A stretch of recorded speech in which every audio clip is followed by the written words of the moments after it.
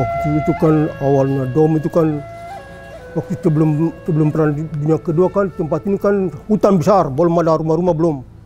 Nah, itu menurut ceritanya begitu kan.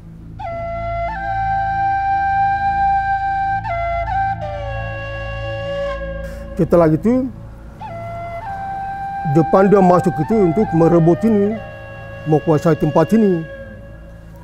Dia sudah melepas talent-talent semua, masuk semua selesai di sini. Sudah akhirnya lihat bagaimana keadaan terlalu gawat, terus gabungan Sekutu masuk. Hanya berjarak 3 km dari pelabuhan kecil Kota Sorong atau perjalanan dengan taksi laut sekitar 15 menit, tibalah di Pulau Dom atau yang biasa disebut Pulau Dum oleh masyarakat setempat.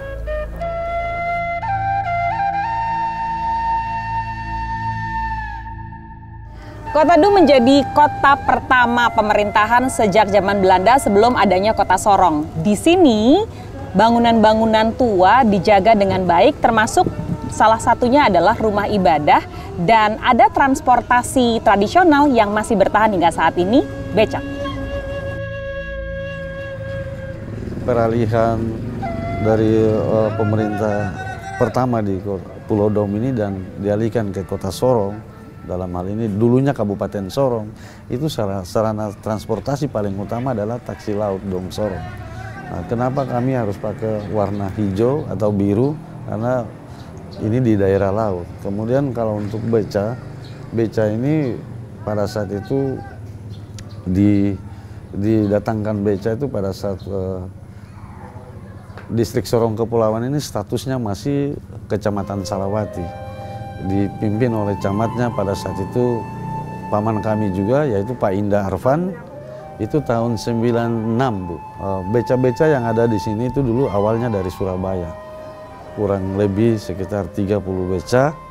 Setelah dibeli oleh salah satu pengusaha dan dikasih ke masyarakat untuk bisa menciptakan lapangan pekerjaan, akhirnya dari masyarakat yang tadinya bawa, mereka lihat contoh beca, mereka bangun beca, artinya buat beca sendiri. Total beca saat ini yang ada di kita di Pulau Dom ini kurang lebih ada 104 beca. Kalau taksi laut sebagai sarana utama dulu Pulau Dom ini, dan itu memang ikon Pulau Dom ya Bu ya, untuk bisa datang ke Dom dan ke Sorong, salah transportasi itu memang sejak dulu. Kurang lebih itu sejak tahun 62 itu sudah ada transport itu. Itu jumlahnya sekitar 108.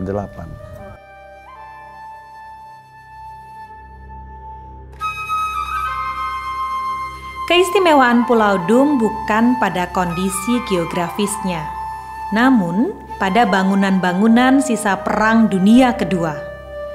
Mulai dari zaman Belanda hingga kependudukan Jepang, tempat ini pernah menjadi basis pertahanan di wilayah perairan Hollandia. Sejak tahun 1800-an hingga 1935, Pulau Dum dijadikan sebagai ibu kota pusat pemerintahan. Dalam istilah Belanda, onderafdeling. Yang sekarang kita tahu adalah kota apa, Kabupaten Bahari, itu dulu pusatnya itu di Pulau Dom juga, Kabupaten Raja Ampat itu. Memang situs atau kantor-kantor bekas atau peninggalan nama itu memang tidak ada. Yang ada di sini di Pulau Dom ini hanya peninggalan Belanda. Peninggalan Belanda itu berupa dermaga, kemudian gedung-gedung pada saat itu untuk menaruh atau menyimpan rempah-rempah yang hasil pembelian atau entah itu rampasan yang akan dibawa ke Belanda. Kemudian ada peninggalan sekolah, kemudian ada juga peninggalan tempat ibadah, bahkan ada juga peninggalan pos polisi. Pos polisi itu sampai sekarang masih ada di pulau ini. Kemudian di luar daripada sarana prasarana pemerintahan zaman Belanda, ada pun juga fasilitas pada zaman perang itu seperti bunker dan goa, nah itu pun juga masih ada. Pulau Dum menyimpan misteri zaman. Rumah-rumah yang dibangun tentara Belanda hingga gua-gua batu yang menjadi bunker makanan serta gudang persenjataan di masanya. Bunker itu disebut pillbox karena memiliki lubang untuk menempatkan moncong senapan. Belum lagi terowongan yang diameternya 1 meter sepanjang 2,5 kilometer, membuat orang-orang dewasa harus membungkuk jika ingin masuk melihat bagian dalam.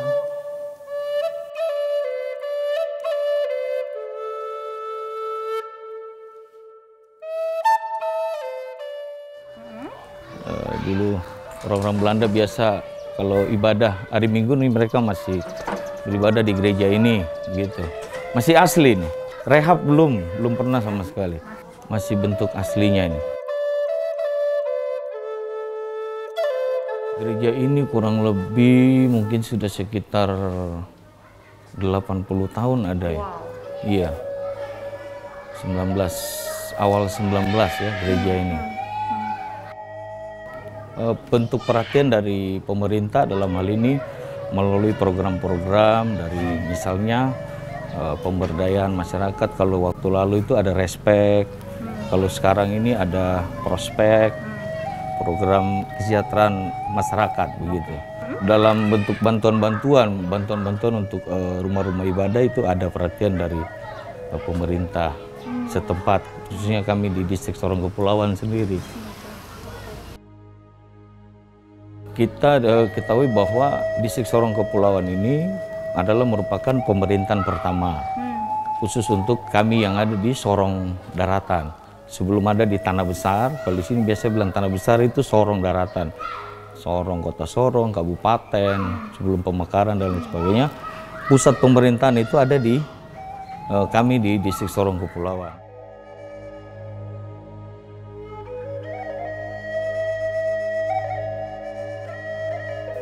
Bagi saya, aura memorabilia sejarah begitu kental dan terasa ketika menginjakan kaki di tanah ini. Deru angin pantai saat di kayu becak juga mengantar saya kembali pada nostalgia sejarah.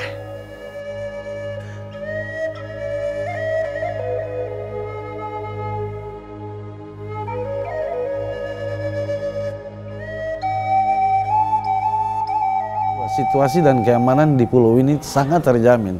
Toleransi umat beragama antara 3 keagamaan tadi mungkin dibandingkan dengan tidak usah kita ambil daerah barat atau tengah. Di Kota Sorong tidak seperti di Kota Dom. Contoh kecil Bu, pada saat agama Kristen melakukan kegiatan ibadah dari Muslim jaga. Sebaliknya dari Muslim, kalau ada kegiatan keagamaan dari Kristen jaga. Begitupun sebaliknya, kalau dari Kristen duka dari Muslim juga datang. Seperti itu sampai saat ini.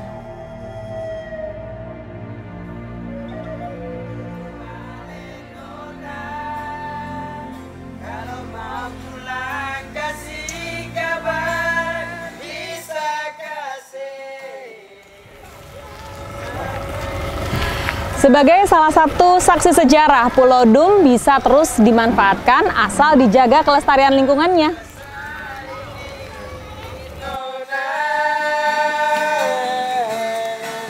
Memang jarak dan waktu katon tak bisa jauh. Tolong dah ingat kenangan pahit di masa lalu.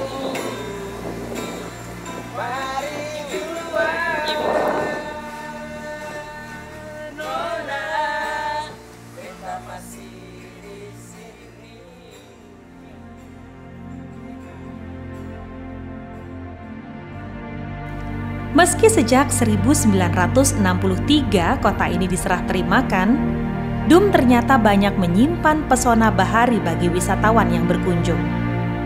Namun, dermaga mungil dan sekolah berpilar kokoh khas Belanda tak akan bisa terus tanpa dirawat dengan benar. Keindahan arsitektur yang sering ditempa angin laut dan ombak juga akan lekang oleh waktu.